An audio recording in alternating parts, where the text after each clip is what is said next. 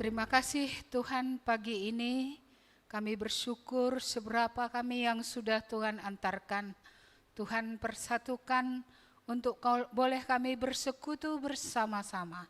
Kami bersyukur untuk boleh beribadah ya Tuhan.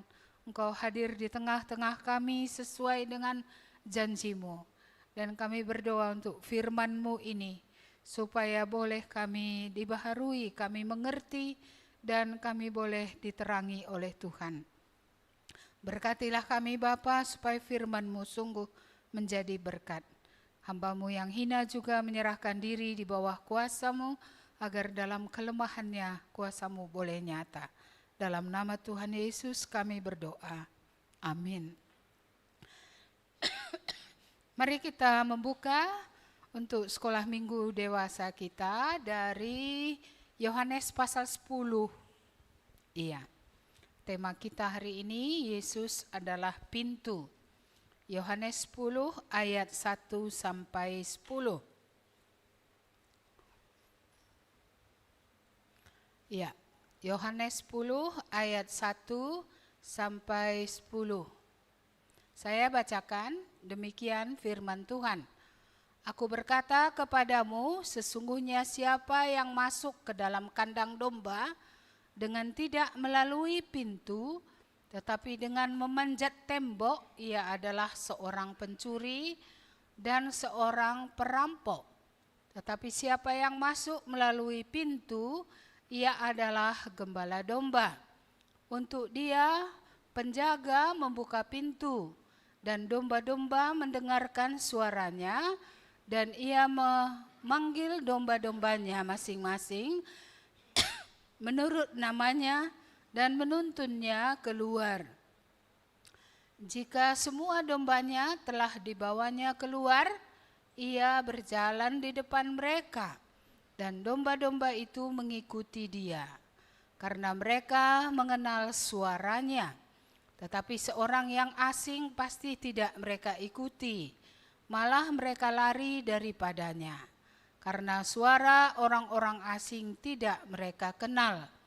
Itulah yang dikatakan Yesus dalam perumpamaan kepada mereka, tetapi mereka tidak mengerti apa maksudnya. Ia berkata demikian kepada mereka. Maka kata Yesus sekali lagi, Aku berkata kepadamu, sesungguhnya akulah pintu ke domba-domba itu.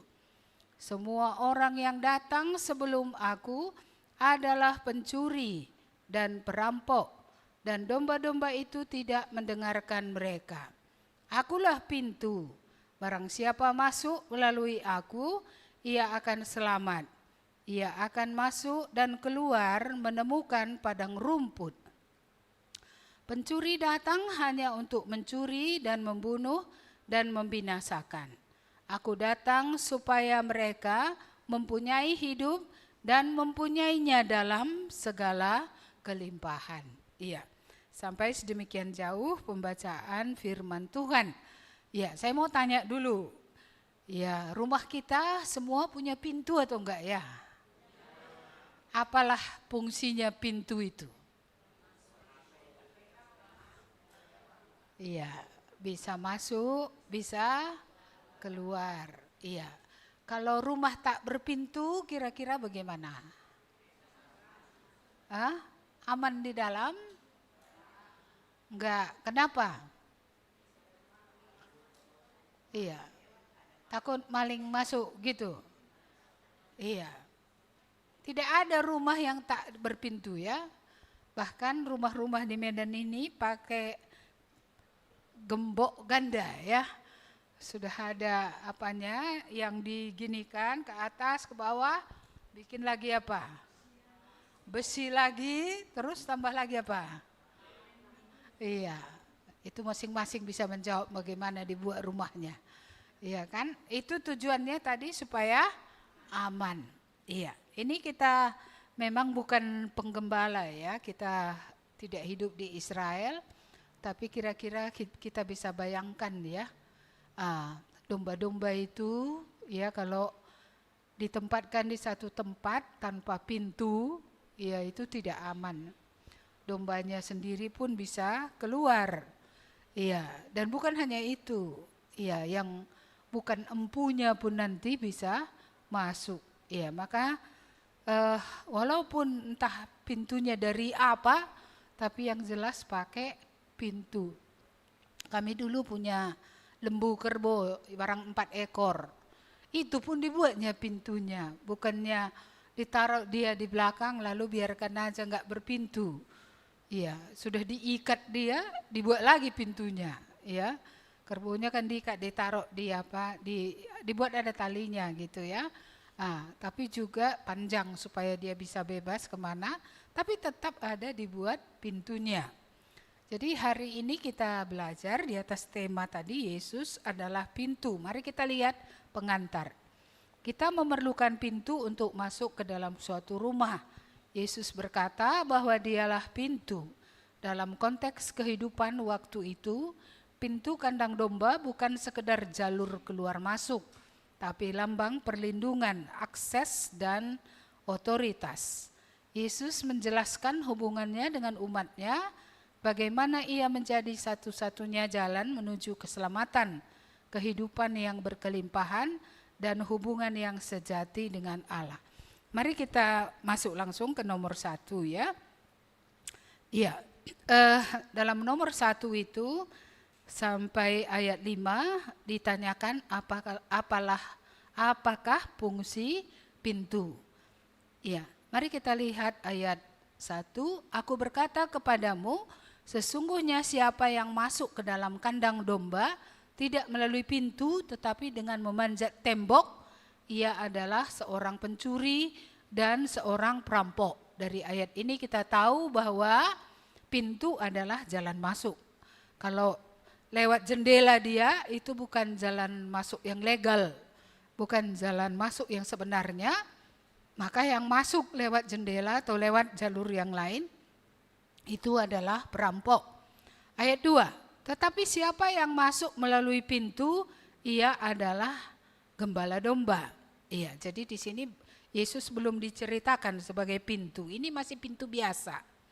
Ya, bahwa pintu biasa itu telah tadi jalan yang masuk, dan yang masuk lewat jalan itu, jalan di pintu itu adalah gembala domba. Itu berarti adalah yang menggembalakan domba itu atau pemilik domba itu atau orang yang dipercayakan untuk menggembalakan domba itu. Untuk dia penjaga membuka pintu. Ini ada penjaganya pula pintu ini ya. Dan domba-dombanya mendengarkan suaranya dan ia memanggil domba-dombanya masing-masing menurut namanya dan menuntunnya keluar. Jadi jalan masuk tapi juga jalan keluar. Itulah fungsi pintu. Dan gembala menggunakan pintu ini. Kalau perampok tadi tidak menggunakan pintu ini. Iya, dan di sini sebagai gembala kita membaca domba-domba itu mendengar suara gembala. Kita sering baca ayat ini ya, dia tahu nama domba-dombanya, dia menyebutnya, memanggilnya dengan namanya, ya, lalu membawanya keluar. Lalu nanti ketika di luar itu semua dombanya ia berjalan di depan mereka dan domba-domba itu mengikuti dia karena mereka mengenal suaranya. Tetapi suara orang asing pasti tidak mereka ikuti, malah mereka lari daripadanya karena suara orang asing itu tidak mereka kenal. Ini hubungan yang sangat erat ya antara gembala dan domba. Bukan saja gembala tahu yang mana domba-dombanya ya, tetapi domba itu juga kata kuncinya di sini adalah mengenal suaranya. Iya, berarti hubungan ini terjadi karena mendengar. Iya, maka kita melihat antara gembala dan domba ini, ya, gembala itu menuntun, domba itu mendengar. Dan latihan mendengar ini bukan hal yang mudah, tetapi memang harus mendengar supaya akhirnya menjadi jelas. Iya, kita sering pakai ilustrasi ya, kalau suami pulang, suara sepatunya pun kenal gitu ya. Kenapa bisa kenal? Iya, karena itu repeatedly, berulang-ulang, udah kenal suaranya. udah kenal sehingga nggak sanksi. Itu bapakmu datang buka pintu. Ya gitu ya, saya juga di sini. Itu kereta si anu itu saya bilang. Karena suara kereta ini rupanya lain-lain juga. Itu si anu itu pulang dia, buka pintu. Saya bilang gitu. Iya, jadi begitulah ya. Domba tadi mendengar suara gembalanya. Lalu kemudian mereka akan ikut dia. Tapi kalau suara asing enggak dengarkan. Mereka katanya tadi malah berlari. Iya. Tapi ini kita bukan belajar tentang gembala ya, kita sedang belajar tentang pintu. Iya. Jadi inilah fungsi pintu. Keluar, masuk yang legal ini. Yang benar. Ya, yang lain berarti bukan pintu yang yang benar. Yang lain itu adalah pintu yang salah. Iya. Mari kita lihat itu nanti lebih jelas. Ayat yang ke-7. Maka kata Yesus sekali lagi, aku berkata kepadamu, sesungguhnya akulah pintu ke domba-domba itu. Akulah pintu ke domba-domba itu. Emang siapa yang mau datang kepada domba-domba itu? Tentu Allah yang datang kepada domba-domba itu. Karena domba-domba itu adalah milik kepunyaannya. Tapi Allah pun harus lewat pintu yang namanya Yesus. Itulah sebabnya Allah yang tidak mengakui Yesus bukan Allah. Tapi Allah yang mengakui Yesus itulah Allah yang benar. Ada banyak Allah-Allah, tapi Allah-Allah itu tidak mengakui Yesus. Ya. Jadi tanpa Yesus bahkan Allah tidak memiliki jalan kepada domba-dombanya, tidak memiliki persekutuan dengan domba-domba. Ini memang agak baru ya, saya merenungkan ini berulang-ulang ini. Akulah pintu ke domba-domba itu. Jadi harus lewat Yesus baru sampai kepada domba-domba itu. Ya, jadi persekutuan antara Allah dengan manusia bisa terjadi lewat Yesus. Jadi di sini Yesus adalah pintu yang menjadi jalan ya, sehingga Allah bisa bersekutu dengan umatnya. Jadi pintu ini menghubungkan, ya, pintu ini mempersatukan antara Allah dengan domba-dombanya, umat gembalaannya. Ya, jadi ini bukan sekedar keluar masuk saja tadi, tapi dialah yang menghubungkan antara Allah dengan manusia. Maka harus ada memang Yesus sebagai perantara, harus ada pintu. Iya, dan Yesus itulah pintunya. Jadi menjadi dekat dengan Allah nggak bisa lewat yang lain selain lewat Tuhan Yesus. Nggak bisa lewat yang lain. Iya, makanya kalau ahli-ahli Taurat mengajarkan aturan, bisakah dengan menjalankan hukum mereka menjadi dekat dengan Allah? Tidak. Iya. Jadi ini sebenarnya memiliki doktrin yang dalam juga tentang Yesus adalah pintu. Kita tahu bahwa kepada Musa dikatakan, aku adalah aku. Jadi di sini diperkenalkan Allah itu siapa ya? Jadi Allah itu mengakui pintu ini tadi. Allah ini mengakui Yesus, bahwa Yesuslah ya yang membuat bisa kepada domba-domba itu. Ya, ini saya rasa perlu kita ingat. Yang kedua dari ayat yang ke-9. Akulah pintu, barang siapa masuk melalui aku, ia akan selamat. Akulah pintu. Kalau tadi supaya Allah bersekutu dengan domba-domba lewat Yesus. Jadi sekarang ini beda lagi. Ini akulah pintu, ya. Barang siapa masuk lewat pintu selamat. Iya. Jadi kalau ada yang masuk lewat pintu lewat Yesus, dia bakal selamat. Iya. Kalau masuk lewat pintu yaitu Yesus, selamat. kalau masuk tidak lewat Yesus berarti tidak selamat. Iya. Jadi ini sebenarnya diulang-ulang ya. Akulah pintu. Barang siapa masuk lewat aku selamat. Iya. Jadi kalau orang mencari keselamatan, ya nggak ada jalur masuk yang lain. Tidak ada pintu keselamatan yang lain selain Yesus. Ya, ini berulang kali ya, bahkan di Kisah Para Rasul, Yesus itu ditentukan Allah. Iya. Tidak ada yang lain yang ditentukan Allah untuk bisa membawa orang kepada keselamatan. Jadi kalau hari ini pun masih ada lagi orang pede kali ya, dengan tanpa Yesus aku bisa selamat, ya itu adalah nonsens. Itu hanyalah angan-angan saja. Itu adalah impian yang bukan nyata. Kenyataannya pintu itu kepada keselamatan hanyalah Tuhan Yesus. Ya, kita tentu tahu ya mengapa hanya Dia pintu. Satu, Dia ditetapkan Allah. Kedua, hanya Dia yang layak karena Dia yang tanpa dosa. Yang ketiga, ya Dia dikenan oleh Bapa. Karena Dia dikenan oleh Bapa, maka kita bisa diterima masuk. Iya, jadi kalau masuk lewat jalur ijazah nggak masuk, iya kan? Masuk lewat jalur apa? Kebaikan. Kebaikanmu seperti kain kotor, nggak bisa masuk. Bukan itu jalur atau pintu yang ditetapkan oleh Allah. Iya, kalau mau masuk lewat surat baptis nggak masuk juga ya. Kalau surat pasu-pasu kayak mana? Masuk? Masuk. Atau juara budi pekertinya dapat A. Ya, karena ada pelajaran budi pekerti pula sekarang kan. Nilainya A, masuk? Iya, nggak masuk. Di rapor aja masuk A. Iya, tapi tidak bisa dia diselamatkan di luar Yesus. Kita lanjutkan ayat 9 ini tadi.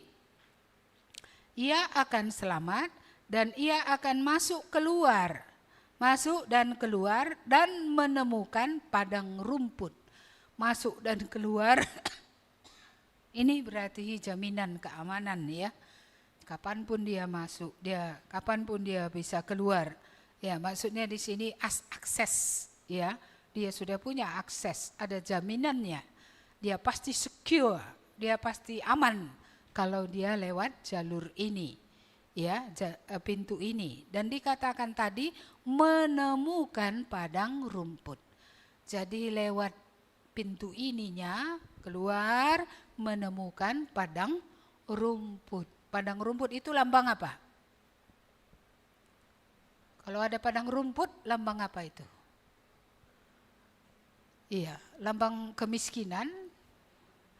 Iya, lambang berkat, lambang pemeliharaan Tuhan. Di sana ada rumput. Iya, rumput di sana. Bukan apa namanya itu? Putri malu ya, bukan semak duri. Tapi yang ada di sana adalah padang rumput.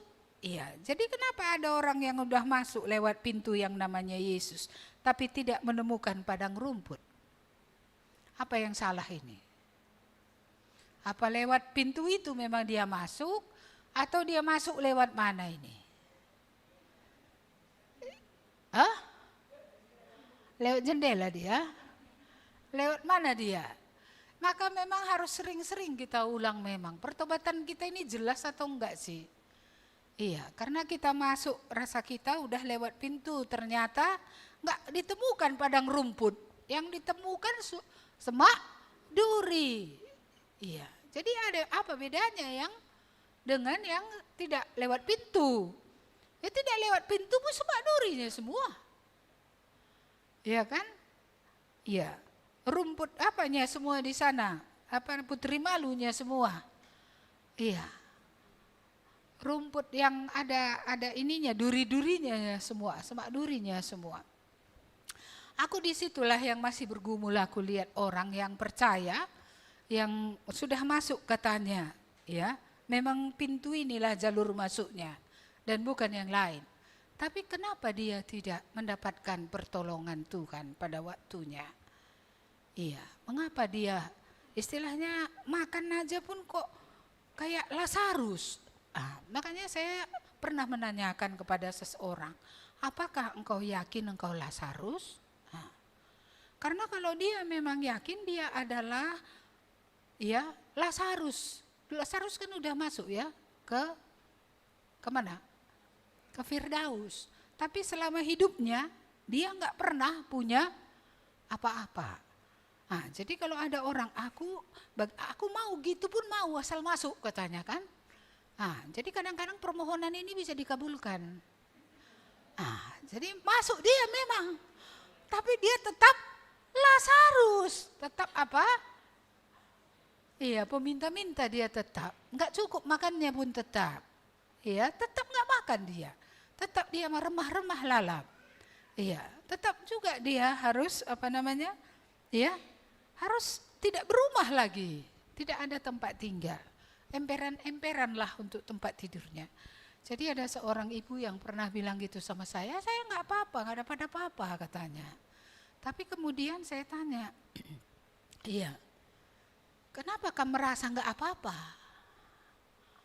Bukankah ketika kita datang kepada orang, nak, entah sitik 5.000 sendu, nukur nasi campur ateku. Saya mau beli nasi campur, minta uang 5.000 atau 10.000. Itu memalukan Tuhan atau tidak? Saya bilang. Katanya. Iya. Jadi kamu rela kamu bilang tadi, nggak usah kamu diberkati. Yang penting dosa-dosa diampuni masuk surga.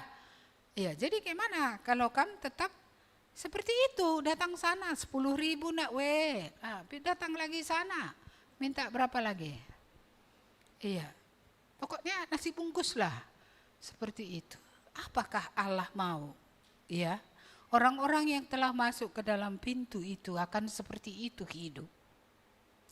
Tidakkah itu akan mempermalukan nama Tuhan yang begitu besarnya oleh karena orang yang diakuinya menjadi anaknya, menjadi orang yang seperti itu. Iya, kecuali dalam masa penganiayaan itu berbeda ya. Kalau dalam keadaan yang normal, saya rasa itu enggak normal. Kalau dalam masa perang, masa penganiayaan ya seperti apapun ada. Iya, tapi kan itu bukan oleh karena pada zaman damai, bukan karena artinya situasinya memang memungkinkan. Tapi kalau situasinya keadaan damai, mengapa orang tidak bisa ada menemukan padang rumput?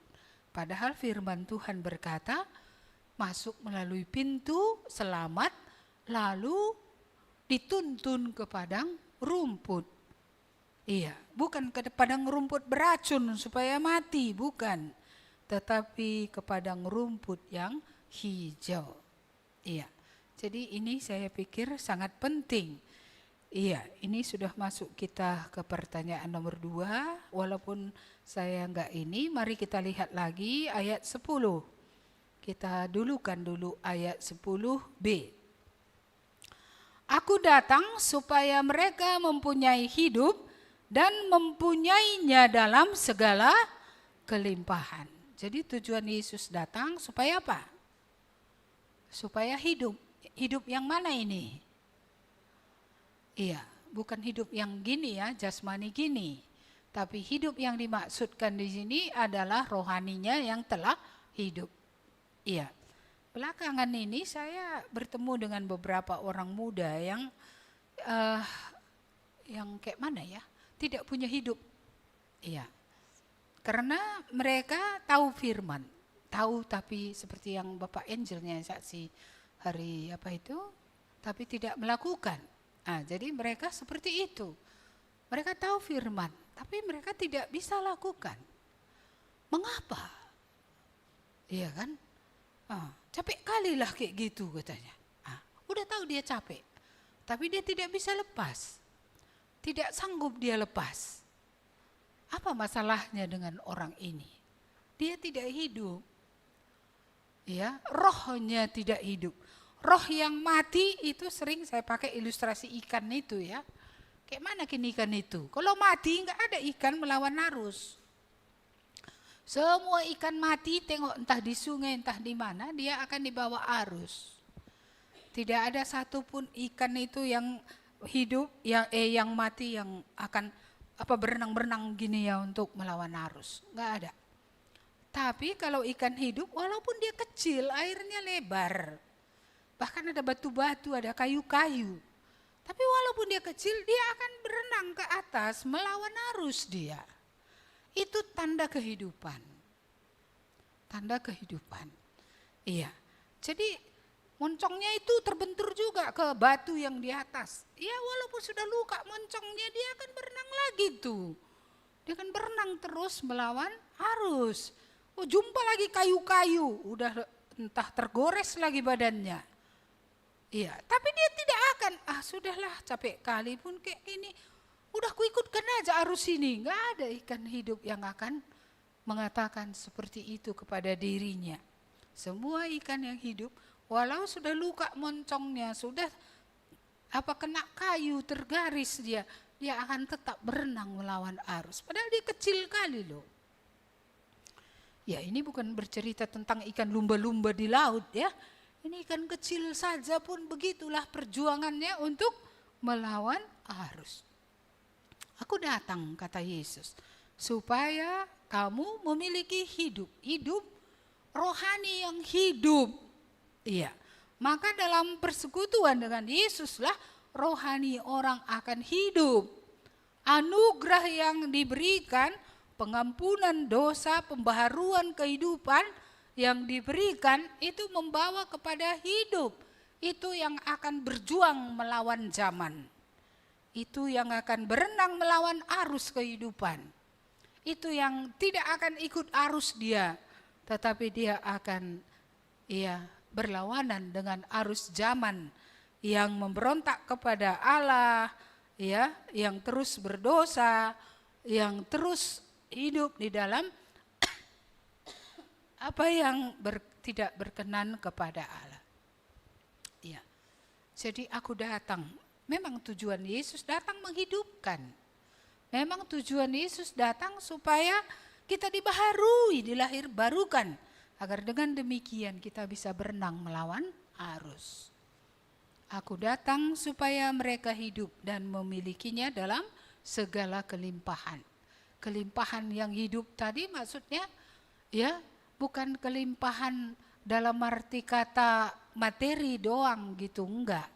Tapi kelimpahan yang dimaksudkan adalah kelimpahan di mana ada kuasa melawan arus tadi. Iya, kelimpahan kehidupan yang baru, kelimpahan kehidupan yang kekal. Kehidupan yang baru itu kita tahu ya, tentu cirinya berbeda dengan kehidupan yang mati tadi, yang ikut-ikut zaman saja. Iya, tapi dia akan berdiri teguh melawan zaman. Itulah kehidupan yang berkelimpahan. Kehidupan yang bertahan di tengah kesulitan untuk tetap berbeda. Kehidupan yang baik, kehidupan yang berasal dari Allah. Kehidupan dalam kebenaran, kehidupan dalam kasih, kehidupan dalam kesucian dan kesetiaan.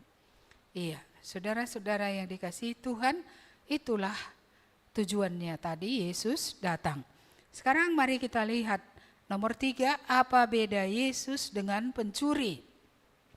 Di ayat yang pertama tadi dikatakan, aku berkata kepadamu, sesungguhnya siapa yang masuk ke dalam kandang domba dengan tidak melalui pintu, tetapi memanjat tembok, ia adalah seorang pencuri dan perampok. Ya, jadi ini dia jalannya bukan dari jalan yang harusnya, dari jendela, entah dari congkel mana, ya, tapi dia tidak masuk melalui pintu. Ayat 8, semua orang yang datang sebelum aku adalah pencuri dan perampok, dan domba-domba itu tidak mendengarnya. Ya, jadi semua yang datang sebelum Yesus, berarti di sini ada implikasinya, ada orang-orang datang sebelum Yesus. mungkin mereka juga mengakui, akulah juru selamat, akulah Mesias, akulah yang kamu tunggu-tunggu. Tapi itu semua adalah ajaran yang salah, semua itu adalah si penyesat. Itu bukan yang membawa kepada keselamatan. Mereka adalah pencuri dan perampok. Iya. Apa yang dicuri? Ya, itu sudah sering kita belajar apa yang dicuri ya. Apa yang dicuri ketika manusia itu betul-betul mendengarkan suara yang bukan suara gembalanya. Iya. Mulai dari Adam, apa yang dicuri? Semua dicuri. Iya. Penghasilannya dicuri, makanya dia bekerja, muncul semak duri. Apa yang dicuri? Semua dicuri. Damai sejahtera di antara mereka juga dicuri. Yang satu lalap menyalahkan, mencari kambing hitam terus. Apa yang dicuri? Iya, segala yang baik dicuri. Sehingga dari situlah muncul mulai rasa sakit, iya, segala kesulitan.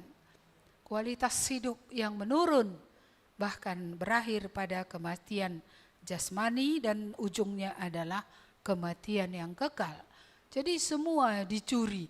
Bayangkan makanan yang enak di Taman Eden, buah-buah pohon itu pun sudah dicuri, gak bisa dimakan lagi. Sudah gak ada lagi yang baik yang bisa dinikmati setelah manusia tidak lagi digembalakan oleh Allah. Tapi setelah manusia mendengar suara iblis, setelah manusia mau menjadi Tuhan atas dirinya sendiri, maka yang terjadi hanyalah kehancuran demi kehancuran, tahap 1, tahap 2 sampai kepada kebinasaan yang kekal. Jadi saudara-saudara yang dikasihi Tuhan harus waspada dengan waspada dengan ajaran-ajaran yang salah atau gembala-gembala yang salah, gembala-gembala yang tidak benar, yang bahkan tidak menuntun tadi kepada air yang tenang, kepada rumput hijau, tetapi kepada yang lain yang akan dituntunnya. Ayat 10 tadi, pencuri datang hanya untuk mencuri dan membunuh dan membinasakan. Ini udah lebih luas lagi. Dia bukan saja mencuri, dia juga membunuh, dia juga membawa kepada kebinasaan. Itulah sebabnya pencuri ini selalu kita reverse ya. Kita maksudkan itu adalah iblis gitu ya. Ya, di belakang itu memang iblis tentunya. Tetapi juga di dalamnya ada pengajar-pengajar sesat, ajaran-ajaran yang salah. Ya, itu yang akan membawa orang kepada keadaan seperti ini tadi. Ya, mereka akan dibunuh, mereka akan dibinasakan. Jadi bukan saja mencuri seluruh yang baik yang diberikan oleh Allah, tetapi di sini sampai terjadi pembunuhan. Itulah sebabnya dalam keadaan putus asa, banyak orang akhirnya minum endrin, banyak orang memotong nadinya, banyak orang melompat dari lantai atas ke bawah, ya berbagai-bagai metode agar orang mati. Iblis memang adalah si pembunuh, tapi ajaran sesat juga adalah pembunuh, karena mereka tidak akan membawa orang kepada keselamatan. Mereka tidak akan membawa orang kepada rumput yang hijau. Iya, saya tidak tahu siapa yang hari ini kita dengarkan ya. Iya, apakah kita sudah berada masuk lewat pintu? Iya, apakah belum? Karena ujung daripada pencuri ini tadi adalah membinasakan. Membinasakan kan bukan sekedar membunuh, tapi ini sampai lebih jauh lagi. Terjadi kebinasaan. Kebinasaan adalah suatu keadaan di mana sama sekali tidak ada lagi harapan. Kebinasaan biasanya dihubungkan dengan hukuman selama-lamanya. Jadi Kita harus waspada ya dengan pencuri. Apakah itu kuasa gelap yang ada di belakang, ataukah orang-orang pengajar yang sesat, ataukah itu ajaran-ajaran ya yang tidak benar, yang tidak mengakui Yesus. Iya, yang akhirnya akan membawa kepada kebinasaan. Baik, mari kita lihat pertanyaan yang ketiga bagian kedua. Apa yang terjadi kepada orang yang masuk melalui pintu tadi? Tadi sudah kita baca ini, tapi enggak apa-apa kita ulang lagi. Ayat yang ke-9, akulah pintu, barang siapa masuk melalui aku, ia akan selamat dan ia akan masuk dan keluar dan menemukan padang rumput. Ia akan selamat. Ini tadi yang terjadi kalau masuk lewat Yesus. Lalu apa lagi? Iya, mereka punya keamanan. Iya, mereka aman untuk keluar masuk. Artinya jaminan sudah mereka miliki. Iya. Lalu apa lagi? Mereka akan menemukan padang rumput. Iya, jadi kita evaluasi, kita yang bilang, aku udah masuk lewat pintu, aku sudah menerima Yesus. Mari kita lihat, jadikah ini? Apakah kita sudah diselamatkan? Iya, dari manakah kita diselamatkan? Iya, tentunya manusia diselamatkan bukan dari kemiskinan, tapi manusia diselamatkan dari dosa. Apakah betul kita sudah keluar dari dosa itu? Apakah ketika dosa itu datang mau mencuri lagi, merampok lagi, bisakah kita menghalaunya? Bisakah kita melawan dia? Bisakah kita mengenyahkannya ya di dalam nama Tuhan Yesus? Bisakah kita melawannya? Lalu apakah sudah kita dibawa ke rumput hijau?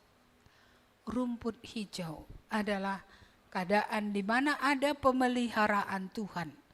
Saya tidak mengartikan ini sebagai teologi kemakmuran di mana setiap orang percaya harus kaya berat, enggak. Tapi ada rumput hijau, ada pemeliharaan Tuhan. Ya, ada kesegaran, ada ketenangan juga. Kalau kita lihat rumput hijau kita tenang sekali ya. Itu tim yang kemana? Kuta Gerat itu naik mobil dia kan. Wah, saya lihat update-nya di update status WA. Saya perhatikan, wah ketawa dia semua, segar dia semua. Lihat rumput hijau, pohon-pohonan hijau kan.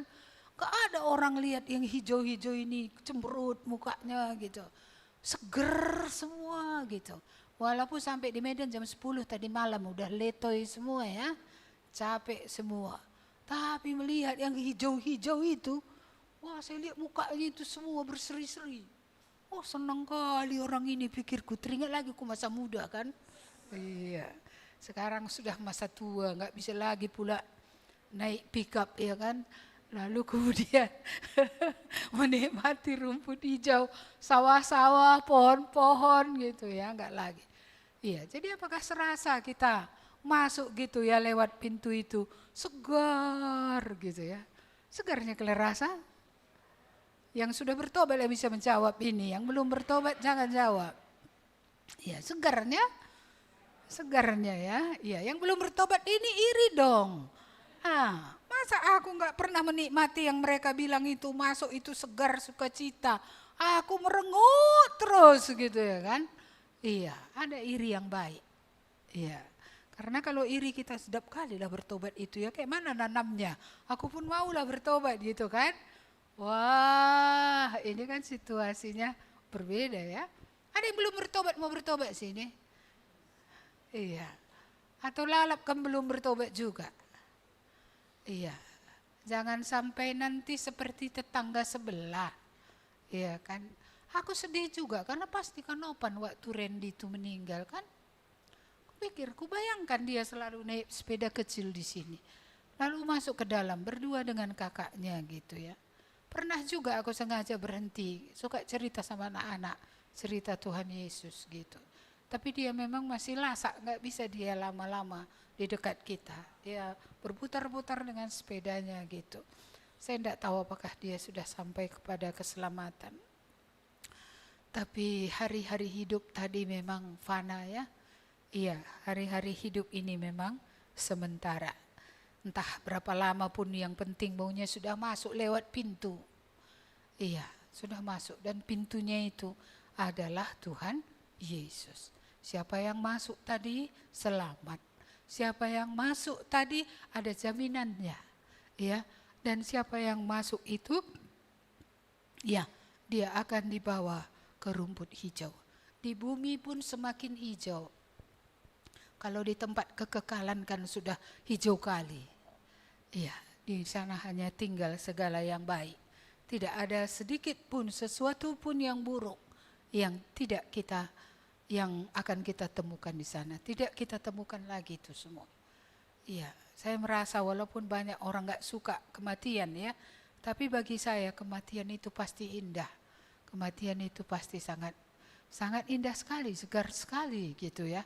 Dibaharui total, bukan roh jiwa saja dibaharui, tubuh pun dibaharui. Sehingga kita berada dalam keadaan sungguh amat bahagia, segar, bahagia. Bersama-sama dengan Dia yang telah mengasihi kita, yang sudah mati untuk menebus dosa kita. Ya, jadi ini yang diterima. Mau enggak ya kita menerima ini? Gak ada yang jawab. Siapa yang mau, kayak anak sekolah minggu dulu buat. Mau selamat? Oh mau, tapi bertobat enggak gitu ya. Itu ya. Di mananya yang tertulis itu ya, bahwa pintu itu kecil ya, sesak. Iya.